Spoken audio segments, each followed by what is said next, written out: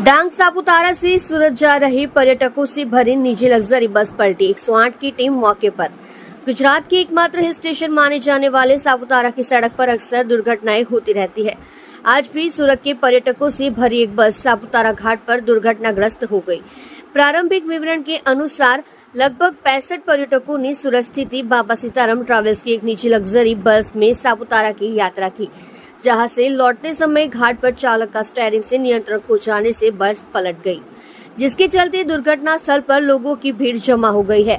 वहीं घटना की जानकारी मिलते ही स्थानीय पुलिस और 108 की टीम तुरंत मौके पर पहुंची। फिलहाल घायलों को इलाज के लिए नजदीकी अस्पताल ले जाने का काम जारी है। हादसे के बारे में अभी और जानकारी आनी बाकी है।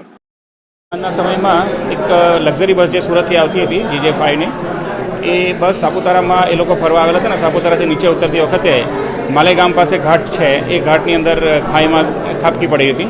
એમાં લગભગ 64 જેટલા પેસેન્જરો બેઠા હતા। એ 64 પૈકી 28 પેસેન્જર્સને ઇન્જરી થઈ છે અને 2 પેસેન્જર જે છે એ નાના બાળકો છે, બંને 4-4, 5-5 વર્ષના। એક છોકરો અને એક છોકરી છે। 2 જણનું ડેથ થયું છે।